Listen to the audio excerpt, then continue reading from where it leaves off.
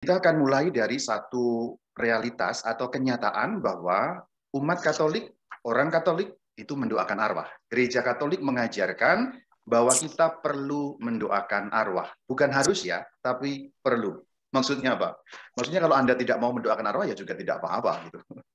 Yang apa-apa adalah kalau Anda menyatakan mendoakan arwah itu salah. Itu yang apa-apa, itu yang tidak klop. Jadi kalau Anda seorang Katolik, Anda perlu mengerti ajaran Katolik itu memang mendoakan arwah. Landasannya apa? Kita akan bahas sebentar lagi. Kita akan mulai dari mengapa gereja Katolik, umat Katolik mendoakan arwah. Dan rupanya di dalam pengajaran gereja yang termaktub di dalam katekismus, yang disingkat KGK dalam bahasa Indonesia, katekismus gereja Katolik, yaitu pada nomor 1032, kita menemukan jawabannya. Kenapa gereja Katolik mendoakan orang yang sudah meninggal? Yang kita doakan terkhusus adalah pada saat 2 November ya, ketika kita merayakan peringatan arwah semua orang beriman. Lalu juga pada saat hari kematian orang yang meninggal atau juga hari-hari yang lain secara bebas setiap hari pun tidak ada persoalan. Kita lihat KGK 1032. Beginilah bunyi pengajaran gereja. Sudah sejak zaman dahulu gereja menghargai peringatan akan orang-orang mati dan membawakan doa dan terutama kurban ekaristi untuk mereka supaya mereka disucikan dan dapat memandang Allah dalam kebahagiaan. Hal pertama, lihat pada warna kuning bahwa sejak zaman dahulu gereja membawakan doa dan terutama kurban ekaristi. Kok sejak zaman dahulu? Maksudnya apa? Ada banyak bukti bahwa Bapak Gereja itu mengajarkan supaya umat mendoakan orang yang sudah meninggal. Satu contoh yang langsung ketemu saja, tidak usah mengutip mana-mana, tapi ini satu contoh yang langsung ketemu adalah contoh mengenai Bapak Gereja Augustinus. Bapak Gereja Augustinus itu juga membahas mengenai mendoakan arwah karena kaitan dengan mamanya yang bernama Monica. Pada saat itu, Monica itu membawa sajian-sajian ke makam pada saat mendoakan arwah. Karena memang rupanya orang Romawi pada zaman kuno juga punya paham kira-kira mirip seperti beberapa suku di Indonesia atau beberapa adat dan atau mungkin malah hampir semua adat bahwa orang mati itu masih bisa makan, maka kita yang hidup menghidangkan hidangan-hidangan. Saya jumpai sekurang-kurangnya dua yang saya kenal dalam tradisi Tionghoa, tapi yang murni ya. Jangan yang sudah kecampuran ajaran Katolik. Kalau yang murni itu konsepnya menyediakan makanan, nanti engkong datang yang sudah meninggal dan engkong makan. Yang kedua, saya kenal juga dalam adat atau kebudayaan Jawa, adat saya sendiri. Itu juga sama, menyediakan makan, sajen, kalau bahasa Jawa bilangnya sesajen. Sesajen itu sebenarnya sajian, tidak selalu kepada setan atau roh jahat, tapi sajian itu sesajen ya. Nanti konsepnya adalah eyang akan datang yang sudah meninggal itu dan menikmati pisang, menikmati ayam, apapun yang dihidangkan. Nah, itu konsepnya. Nah, kembali ke soal menikah. Nah, pada zaman itu tahun 400-an ya, Santo Augustinus tanda petik menegur mamanya supaya nanti lagi-lagi tidak usah membawa sesajen ke makam karena yang penting kita berdoa. Artinya tahun 400-an pun itu sudah seperti itu. Jadi kalau kemudian ada orang-orang yang mengkritik itu baru datang belakangan. Sekurang-kurangnya itu abad ke-16 dengan lahirnya ya agama Protestan yang menyempal atau keluar dari agama Katolik, kemudian mulai beberapa orang-orang reformasi itu mengkritik mengenai mendoakan arwah bahwa itu tidak ada landasannya dalam Alkitab. Padahal sejak semula ada. Bahkan nanti saya akan memberi satu kutipan bahwa sangat jelas gereja Katolik dari zaman dulu. Doa dan kurban misa atau ekaristi itu yang tertera dalam KGK. Supaya apa sih tujuannya? Perhatikan, supaya mereka yang dimaksud adalah orang yang sudah meninggal. Supaya disucikan dan dapat memandang Allah dalam kebahagiaan. Kenapa kok harus disucikan? Karena memang beberapa orang yang meninggal tidak selalu dalam keadaan suci murni. Karena kita ini kan manusia biasa. Pada saat meninggal, tentulah tidak semua dari kita, meskipun kita ini sudah orang beriman, suci murni. Itu problemnya kan di situ. Anda silakan bisa membayangkan Anda masing-masing. Seandainya nanti sejam kemudian Anda meninggal, apakah Anda yakin Anda dalam keadaan suci, murni, tanpa melakukan sesuatu kesalahan sehingga tidak perlu disucikan? Saya kira kok tidak. Sebagian besar dari kita pasti ada kesalahan-kesalahan, terutama dosa yang namanya dosa venial. Ini terkait. Kalau dosa mortal itu lain persoalannya. Tapi dosa venial itu sangat sering kita lakukan, bahkan itu sehari-hari. Nah, persoalan itulah pada saat mati belum suci, maka perlu disucikan. Ini jawaban simpelnya begitu. Jadi jawaban simpelnya karena pada saat meninggal, kebanyakan orang beriman belum dalam keadaan suci, sehingga perlu disucikan. Pertanyaannya kan berlanjut. Berarti masih bisa ya, Rama ya, setelah orang mati kemudian mengalami proses penyucian atau pengampunan dosa. Oh, masih bisa. Kita akan dalami nanti landasan-landasan ajarannya, bahkan juga Alkitabnya. Saya kemudian juga mengutip Bapak Gereja, yaitu Yohanes Chrysostomus, dalam homili tentang surat pertama Korintus. Ini nyambung dengan KGK 1032 tadi. Perhatikan, ini perkataan Bapak Gereja Yohanes Chrysostomus. Ini kira-kira mirip-mirip dengan zaman Santo Augustinus, tahun 300-an sekian. Gitu ya. Jadi ini berdekatan dengan zaman-zaman Santo Augustinus tadi. Artinya jauh sebelum abad 16, jauh sebelum orang-orang reformasi, orang-orang Protestan, teriak-teriak bahwa Katolik salah mendoakan orang yang sudah meninggal, Bapak Gereja sudah mengajarkan bahwa kita perlu membantu orang yang mati dengan mendoakannya. Begini perkataan Santo Yohanes Chrysostomus. Jangan kita bimbang untuk membantu orang-orang mati dan mempersembahkan doa untuk mereka. Ini tahun 300-an. Dengan mengungkapkan kasanah-kasanah para Bapak Gereja, saya mau mengatakan, justru gereja yang asli itu mendoakan orang yang telah meninggal. Jadi orang-orang yang tidak mendoakan atau menolak mendoakan orang yang meninggal, atau menyalah-nyalahkan kita yang mendoakan orang meninggal, itu orang-orang baru, bau kencur, datang belakangan, baru abad ke-16 datang, lalu menyalahkan apa yang sudah berlangsung di dalam gereja, yang satu, kudus, Katolik, dan Apostolik. Kan dulu gerejanya memang cuma ada satu saja. Ya, gereja Katolik kita inilah yang sudah mempraktekkan atau mentradisikan mendoakan arwah. Jadi ini pengertian-pengertian seperti ini perlu kita dalami dulu. Jadi kalau sekarang ada orang yang menyalahkan, Katolik salah mendoakan arwah, kita justru harus membalik. Pertanyaannya, bukankah kamu yang salah dengan menolak mendoakan arwah? Karena gereja yang asli dari awal mula mendoakan arwah. Jadi jawabannya itu seperti itu, simpelnya. Bapak Gereja mengungkapkan banyak sekali mengenai itu. Dan bukti yang lain adalah ya, Prex Eucharistica, yaitu kalau dalam bahasa Indonesia kita menyebutnya doa syukur agung. Di dalam anafora atau doa syukur agung atau doa ekaristi yang didoakan dalam setiap ekaristi, misa itu kan dari zaman para rasul, pasti ada porsi mendoakan orang mati. Pasti ada. Jadi pasti ada porsi mendoakan orang mati. Ekaristi itu sudah ada sebelum Alkitab ada. Jadi misa itu sudah ada sebelum Alkitab ada. Dan orang Katolik sudah misa dari awal mula dan juga sudah mendoakan orang yang meninggal dunia. Itulah kenapa ada kebiasaan membangun kapel atau gereja di atas makam para martir, para kudus, umumnya martir. Jadi kalau kita melihat sejarah gereja, kesejarahan gereja dari awal mula, sebenarnya tidak perlu diperdebatkan lagi seperti ini. Yang perlu diperdebatkan lagi adalah justru sebaliknya, orang-orang yang menolak mendoakan orang-orang mati. Asik ya konsep ini. Biasanya kan kita yang diadili. Harusnya mereka yang harus mempertanggungjawabkan iman mengenai ini. Dulu ada dari zaman kuno, dari zaman para rasul, kok tiba-tiba kamu hilang. Nah, kamu bertanggung jawab kenapa kamu menghilangkan. Gitu. Bukan kita menambahkan, tapi mereka menghilangkan. Ini beberapa hal yang patut untuk kita pertimbangkan, pengertian-pengertian seperti ini. Dan itu juga berakar dari keyakinan kita yang hidup dan yang mati tidak terpisah. Seperti yang dikatakan dalam Alkitab, surat Roma pada pasal yang ke-8 ayat 39 dan dimulai dari ayat yang ke-38. Baik maut maupun hidup kita tidak terpisah. Tidak ada yang dapat memisahkan. Berarti yang sudah meninggal pun tidak terpisah dari kita dalam iman. Maka kita bisa mendoakan yang sudah meninggal. Nah memang surat Roma ini bukan sesuatu yang langsung berkaitan dengan mendoakan orang mati. Tetapi sebagai sebuah landasan ini juga perlu kita ketahui. Artinya kita yang hidup dan mereka yang sudah berulang tidak terpisah karena kasih Allah itu. Ini memang baru landasan yang tipis ya. Nanti kita akan mendalami yang lebih lanjut mengenai ini. Nah, untuk mengetahui landasan-landasan Alkitabiahnya, kita dalami dulu rute akhirat.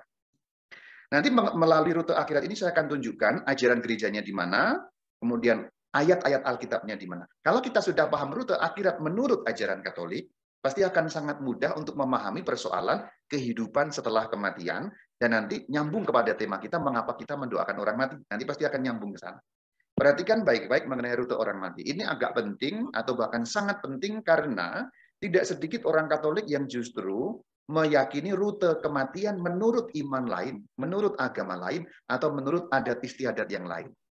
Sangat mungkin kita terkontaminasi ajaran lain karena kita hidup di dalam dunia Indonesia ini yang jamak, yang sering kita dengar. Sedangkan ajaran gereja Katolik mengenai rute orang mati sejauh pengetahuan saya yang terbatas, sangat jarang dibicarakan.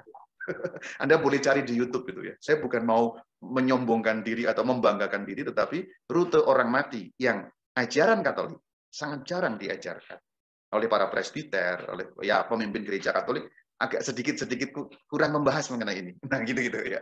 Anda boleh searching ya. Kalau versi yang agama lain itu ada banyak mengenai kematian ini. Nggak tahu kok kita sedikit agak-agak kurang membahas gitu ya. Yuk kita bahas rute orang mati atau rute akhirat. Seperti ajaran Katolik itu apa? Kita lihat dalam layar, sudah saya buatkan bagian. Pada saat manusia mati, dua bagian besar dipisahkan, yaitu jiwa dan raga. Jiwa itu sama dengan roh. Saya sudah membahas di YouTube Katkit, jadi nanti kalau Anda mau mendalami khusus, jiwa dan roh itu sama atau enggak, Rama? Singkatnya sama. Penjelasannya, ini sedang berlangsung mulai dari hari Selasa lalu. Anda buka klik YouTube Katkit, katekesi sedikit, Anda ketik Katkit, jiwa dan roh, akan langsung muncul mengenai itu. Jadi dua bagian besar, jiwa dan raga, jiwa sama dengan roh, itu dipisahkan. Yang terjadi dengan raga adalah membusuk, hancur di bumi, di tanah. Sementara itu jiwa atau roh masuk kepada pengadilan langsung pada saat kematian itu juga. Jadi bahasa saya detik kematian itu juga. Ini namanya pengadilan pribadi. Jadi pada saat orang meninggal, detik itu juga, istilah saya, langsung masuk pada pengadilan. Untuk memutuskan apakah dia ada di surga, atau ada di neraka, atau ada di purgatorium. Dalam istilah saya, surga yang tertunda, itu purgatorium. Ini tentu istilah saya untuk membahasakan. Jadi purgatorium itu orang jelas masuk surga, tetapi membutuhkan pengampunan dosa atas dosa venialnya. Jadi pilihannya tetap hanya dua ya, surga atau neraka. Nah purgatorium kemana Rama? Surga, tapi tertunda. Jadi saya punya istilah yang memang tidak ditemukan dalam katekismus, tapi saya kira ini membantu pemahaman kita. Kalau saya pribadi lebih senang menggambarkan purgatorium, surga yang tertunda. Tapi ada rumusan dalam katekismusnya nanti. Ada jelas sekali mengenai itu. Jadi inilah keadaan sekarang. Simpelnya, kalau sekarang Anda meninggal dunia, pada detik Anda meninggal itu langsung diadili, atau di surga atau neraka, atau surga tidak langsung alias surga tertunda namanya purgatori. Dan keputusan itu final. Jadi keadaan sekarang itu keputusannya adalah keputusan final. Maksudnya keputusan final itu apa? Yang di neraka tidak akan berubah sampai akhir zaman, yang di surga tidak akan berubah sampai akhir zaman. Nah, purgatori kok berubah, Rama? Tidak berubah. Yang di purgatori keputusan finalnya apa? Surga, jelas. Jadi tidak ada perubahan. Karena purgatori surga yang tertunda. Surga, tapi orangnya memerlukan pembersihan. Berarti final. Atau surga atau neraka. Itulah keadaan sekarang. Berarti semua orang yang mati saat kita bicara ini, tubuhnya ada di dunia hancur, jiwanya memasuki keadaan surga atau neraka. Nah ini memang di dalam ajaran Katolik tidak diberi nama secara khusus ya, tapi di dalam Gereja Timur diberi istilah khusus ya. Surga seri 1, neraka seri 1 itu istilahnya berbeda dengan nanti surga nomor 2 dan neraka nomor 2. Orang Gereja Timur sering mengatakan, ini belum surga tapi keadaan seperti surga. Ini belum neraka tapi keadaan seperti neraka. Yaitu terminologi. Tetapi secara substansial, substansinya sama. Jadi gereja barat dan gereja timur secara substansi tidak berbeda dalam hal ini. Hanya gereja timur menamai, gereja barat tidak menamai, itu saja.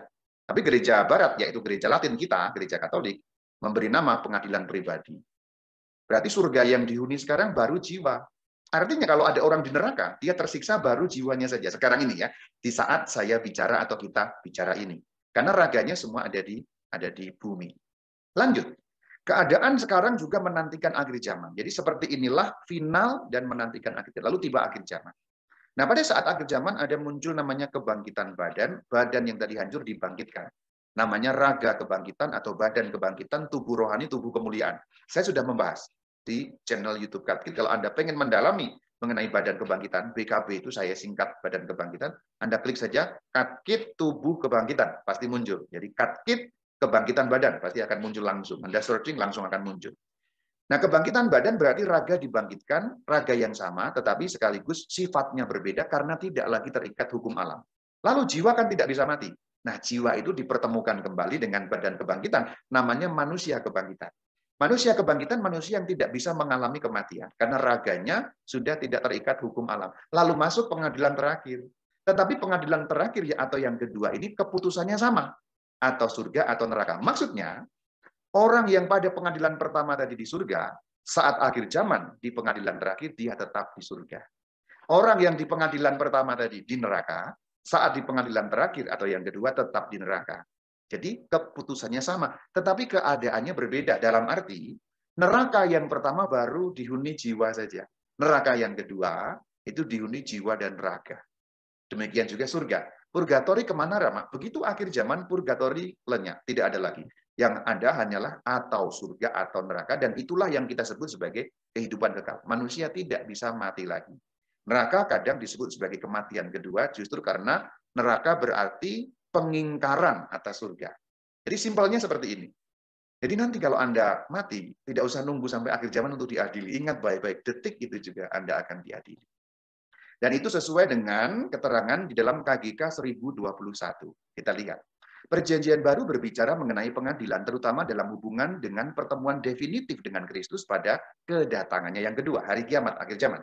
Ia juga, perjanjian baru maksudnya, mengatakan bahwa setiap orang langsung sesudah kematiannya diganjari sesuai dengan pekerjaan dan imannya. Nah, sekarang kita akan melihat tadi, apa yang saya ajarkan dalam rute akhirat menurut Katolik ini punya landasan dalam ajaran gereja, yaitu KGK 1021. Ah, ini kan ajaran gereja ngarang ya, Rama. Alkitabnya mana? Mana ayatnya? Untuk yang mata ayatan, kita akan dalami bersama-sama. Perhatikan dulu pada yang warna kuning. Jadi kita bicara pada kedatangan kedua Kristus, parusia atau hari kiamat akhir zaman. Nah, pengadilan pada akhir zaman namanya pengadilan terakhir.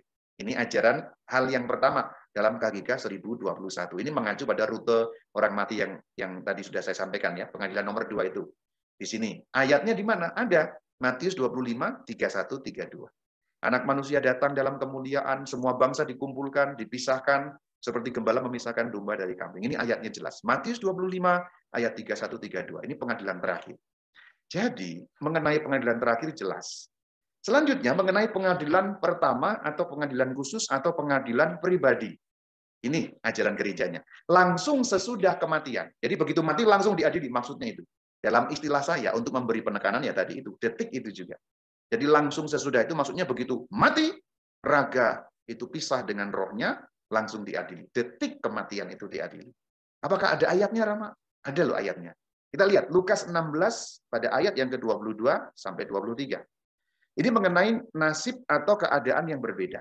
Ayat 22 menceritakan orang mati. Orang mati itu orang miskin dan orang kaya. Perhatikan ya.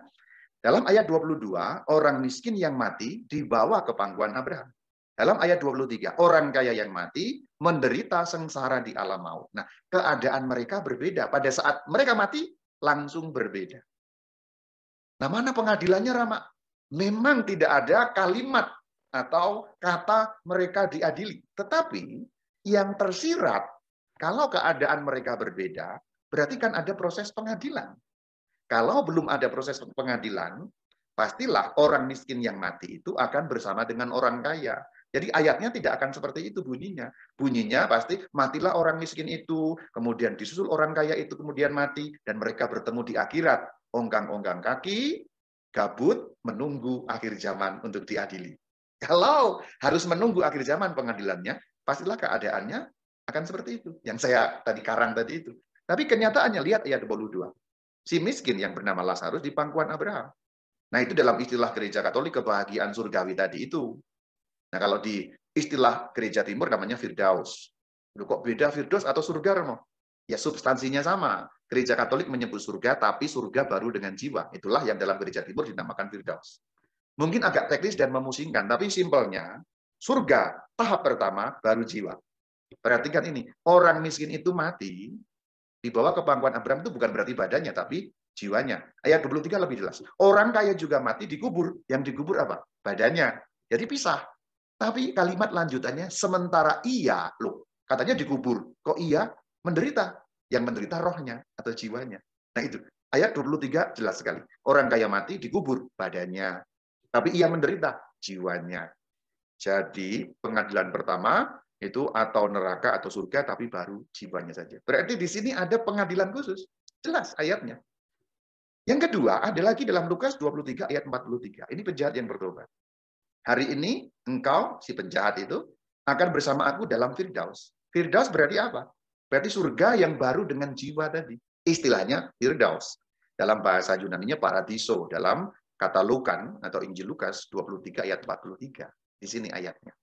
Nah, rupa-rupanya saudara-saudari, apa yang tertulis di dalam Lukas 23 ini diajarkan oleh gereja dalam KGK 1021 tadi itu. Kita lihat. Perjanjian baru berbicara tentang nasib tetap bagi jiwa. Maksudnya apa? Nasib tetap. Maksudnya adalah keadaan yang sudah tetap bagi jiwa yang mati. Simpelnya, pada saat kematian, jiwa orang langsung tahu nasibnya ada di surga atau neraka, dan itu berlangsung kekal sampai akhir zaman. Dan terus berlangsung selama-lamanya. Itu maksudnya nasib tetap bagi jiwa. Jiwa sudah berada dalam keadaan yang kekal atau kebahagiaan atau kesengsaraan. Ini dalam KGK 21 jelas. Jadi final, keadaan final. Baik pengadilan khusus dan pengadilan terakhir itu final ya. Kita ingat saudara-saudari. Maka nggak bisa pindah loh nanti. Jadi kalau Anda mati, diputuskan masuk surga, ya Anda akan tetap di surga. Nanti di pengadilan kedua, tetap di surga, tapi kan dengan badan. Di neraka sama. Gitu, nggak bisa pindah. Nggak bisa neraka kemudian pindah ke surga. Berarti kedua-duanya kekal. Surga kekal, neraka kekal. Ini diajarkan di dalam KGK 1022. Kita lihat.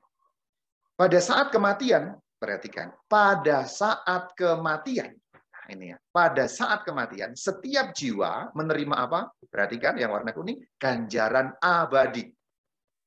Jadi inilah ajaran versi Katolik. Detik kematian langsung jelas keadaan kita final abadi. Kita lihat selanjutnya, dalam satu pengadilan khusus, itulah yang dimaksud pengadilan khusus tadi. Nah, disinilah kita harus ingat ya, ini ingat baik-baik. Jadi batasnya itu kematian. Kalau Anda mati dalam dosa mortal, ya neraka sudah. Kalau Anda mati tanpa dosa mortal, surga. Ukurannya gampang. Saya sedang menyiapkan video mengenai itu, nanti kalau kita mengulas lebih lanjut, ukuran-ukuran masuk surga kita itu bagaimana sih? Bukan timbangan yang jelas. Jadi bukan ditimbang baik dan buruk. Tapi karena ini bukan tema kita, ini tidak saya bahas. Karena beredar di masyarakat kan kalau nanti mati itu ditimbang. Dalam banyak kebudayaan dan dalam banyak iman lain, itu konsepnya timbangan. Nanti pada saat orang mati, ditimbang baik dan buruknya. Kalau baiknya lebih banyak, surga. Kalau buruknya lebih banyak, neraka. Tidak, tidak. Itu bukan ajaran Katolik. Ajaran Katolik tidak menggunakan konsep timbang-menimbang. Tapi dosa mortal atau tidak. Kalau kamu dosa mortal, jelas neraka. Pas mati itu ya. Kalau kamu tidak dosa mortal, jelas surga. Loh, apakah bisa langsung surga? Ya kemungkinan ke purgatori lah. Kan surga juga. Tapi transit dulu ya, penyucian dulu. Nah gitu ya. Surga dan neraka itu sudah jelas lah. Kita tidak usah bahas terlalu panjang lebar mengenai ini. Apakah surga ada? Ada. Ayatnya mana? Satu kutipan sajalah. Matius 5 ayat 16 itu ada surga. Sudah jelas ya. Neraka ada? Ada. Ayatnya ya Matius 5, 29. Dua-duanya kekal. Ada ayatnya? Ada. Karena bukan tema kita mengenai surga dan neraka, ya intinya ada, sudah ada juga keterangan-keterangan mengenai itu. Nah, tema kita sebenarnya purgatori atau api penyucian. Karena kalau kita mendoakan mereka yang sudah meninggal, berarti kita mendoakan mereka yang di purgatori kan sebenarnya. Nah, disitulah kita perlu mengerti konsep mengenai purgatori. Saya mau jelaskan supaya kita paham kenapa gereja Katolik meyakini ada purgatori. Jangan-jangan itu karangan saja. Yuk kita simak. Meskipun kata purgatori atau penyucian tidak ada dalam Alkitab yang langsung ayat utuh prok itu, tapi konsepnya ada, ajarannya ada. Kita lihat nalarnya ya. Tapi harus ingat di sini dulu ya. Ingat tadi rute ini. Ini sekali lagi ini dasar. Anda kalau mau belajar mengenai dunia akhirat, kalau rutenya ini nggak Anda kuasai, pusing nanti. Tapi kalau ini Anda kuasai, mau dipulang-balik pertanyaannya, tidak akan sulit. Jadi rute ini Anda kuasai dulu. Ingat bagian itu dulu ya, bagian yang saya lingkari itu. Jadi pengadilan pribadi, atau pertama, ya saat orang mati, surga, neraka, atau purgatori.